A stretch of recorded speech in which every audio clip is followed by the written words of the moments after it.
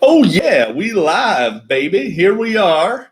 It is week 10. It is matchup preview time. We have one quick bit of business to cover, though, before we get into the matchup previews. And that is that Steve got absolutely roasted on a trade yesterday by none other than your mighty commissioner who used his Jedi mind tricks to destroy Steve's chances of winning another game this season. Jonathan Taylor is, I would say the nice way to put it is he's a pile of crap.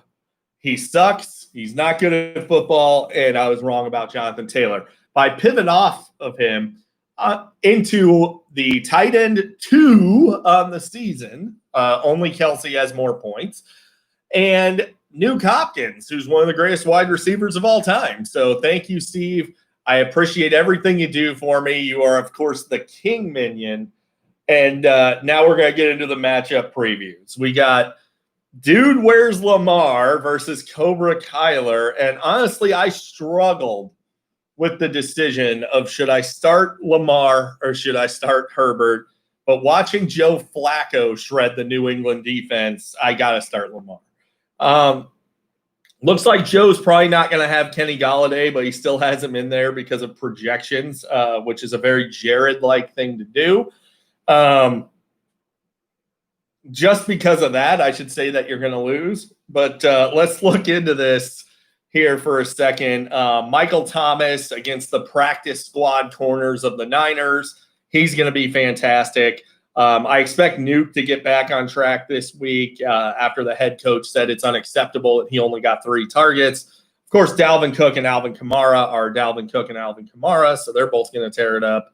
I was a little surprised Joe picked up the Giants D and left Green Bay at home against Jake Lawton just sitting out there. I appreciate it, though. I mean, you're doing your part to help me get this W. So Joe has one chance at victory here, and that's Aaron Jones at home against Jacksonville. If he can put up a 41-pointer like he did week 2 against Detroit, Joe will have an outside chance of winning. My bold prediction in this game is that Nuke Hopkins is going to go for 100 yards and multiple touchdowns en route to defeating Cobra Kyler. The commish gets the W. You guys know this. I'm going to win. I'm probably not going to lose another game for the rest of the season. Special shout out to Steve. Appreciate you, buddy. Now, speaking of Steve, we have So Elite versus Chance the Dog. And, look, Tony, anything under 70 pounds as a dog is a cat. So Tony has Chance the Cat versus So Elite. It's an interesting matchup here.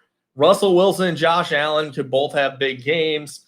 But DK Metcalf, I don't know. We're going to see. He's going to be shadowed by Jalen Ramsey. That's a tough matchup.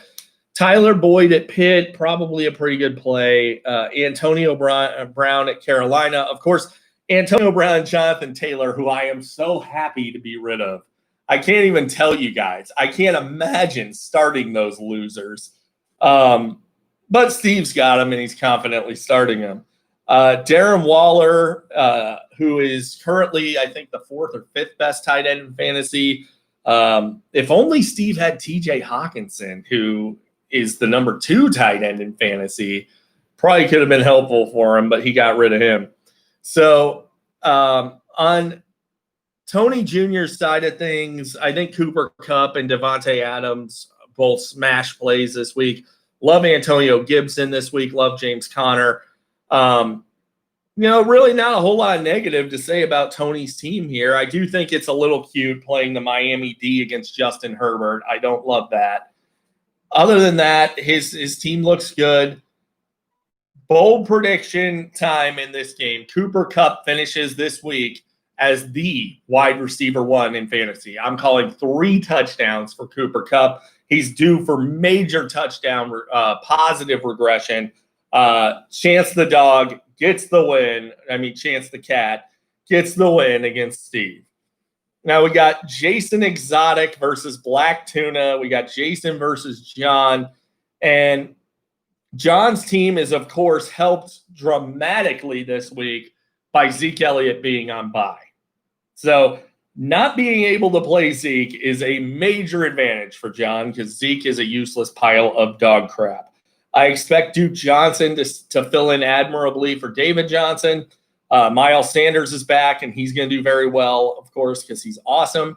And I really feel like this might be a Tyler Lockett blow-up week because Jalen Ramsey is going to be shadowing DK Metcalf, and Russell Wilson's going to need to find somewhere else to go with the ball. So where's he going to go? Tyler Lockett.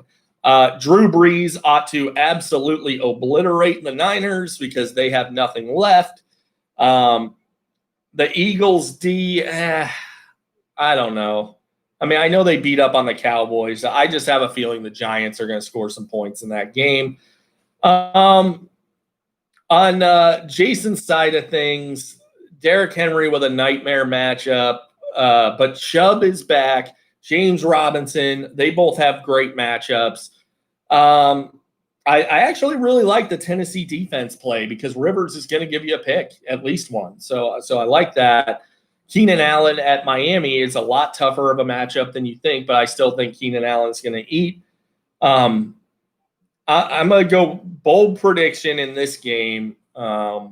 Jesus Christ, John, you have DJ Moore still. Why you even own that guy? Get rid of him.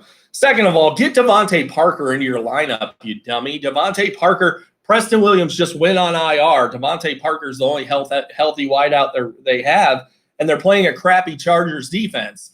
Get him in there. Parker's going to put up over 100 yards and a score this week. Bold prediction, I'm going to say Drew Brees throws 4 touchdown passes in this game en route to John getting the upset victory over Jason. John gets the win. Black Tuna knocks off Jason. Now, we got Aaron the GOAT versus the old laptop thief. So, man, it is tough to look at Reese's team and come up with anything positive. I like Diggs and Woods this week. They both ought to be serviceable. What an awful running back situation Reese has. And on the other side of things, Senior actually has a pretty good running back situation. Josh Jacobs and Darrell Henderson both have matchups that don't really scare you all that much. He could even play Jamal Williams if he needed to at home against the Jags. I don't hate that. Of course, speaking of against the Jags, Aaron Rodgers, who is the biggest front runner in the history of football, will absolutely pad his numbers at home against the Jags. He's going to throw 4 or 5 touchdowns in this game. He's going to shred them. Robbie Anderson, to me, is borderline not playable anymore. He has not hit even 10 points since week 5. But even though he's had one of the easiest schedules you can imagine, Senior insists on rolling him out. I'm guessing because he's doing a Joe move and it's projected higher, so I got to play him. Robbie Anderson's not playable. Senior keeps playing him. Don't know why. A.J. Brown is uncoverable.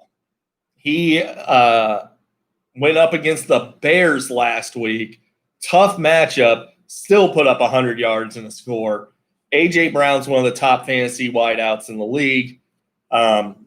He's awesome. So look forward to that tonight if you're Reese. A.J. Brown's going to shred you. Now, bold prediction in this game.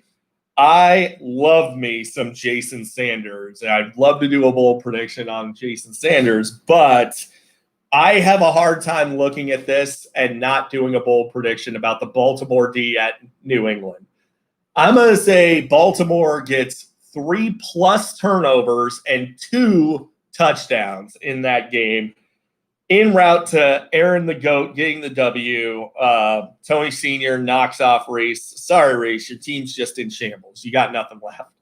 Now, we have the Weasel Clause versus your deepest fantasy. So Justin versus Jared in the battle of the big J's. Just got an alert that Joe Mixon is once again not practicing. Looks like Mixon's probably not going to play. That would be my guess. Good thing Justin clung on to him and didn't even listen to trade offers for Joe Mixon after he exploded for his one good game this entire goddamn season in week 4 against me. Mixon has largely been a waste since then, and probably continue to suck the rest of the year. And again, I know I bring this up in every video, but if you would have given a good fantasy manager Justin's team after they scored 178, they could have easily built a championship contender off of that squad. Instead, Justin decided not to play or not to play the trade game, didn't sell high on anybody, and just held on to a bunch of sinking stocks. It's very poor fantasy management how Justin has managed his team to this point. I even brought up to him weeks ago that I hated the idea of having 2 Vikings wideouts, and I would have moved Justin Jefferson or Adam Thielen. The Vikings only throw the ball when they absolutely have to. You do not want multiple wideouts on a team that has a chance to throw it 20 times or less every given week. So Justin didn't see the logic in that, I guess. Not sure what he was thinking about. I know that many people went after Justin Jefferson. Justin was not interested. Tom Brady is probably one of the biggest boom-bust quarterbacks there is in fantasy right now. I expect he gets back on track this week against Carolina. He's going to be playing pissed off. And I expect them to involve Mike Evans heavily because he didn't get enough targets last week. I'm not sure Jerry Jeudy plays in this matchup for Jared. The curse continues. Chris Godwin still has pins in his hand. I mean, Jared has no McCaffrey, no Gaskin, no Mahomes, no Tyreek, no Ridley. Bold prediction.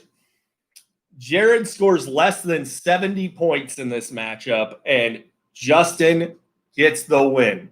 Justin goes out there, gets the W. That's it for the matchup preview, guys. Good luck to Steve tonight. I hope Jonathan Taylor is everything you could have wanted and that he goes out there and does a ton with his 6 carries and 2 receptions. I'm sure that'll be plenty of work for him to tear it up. That's all I got for you guys. So good luck and to everybody but Joe. See ya.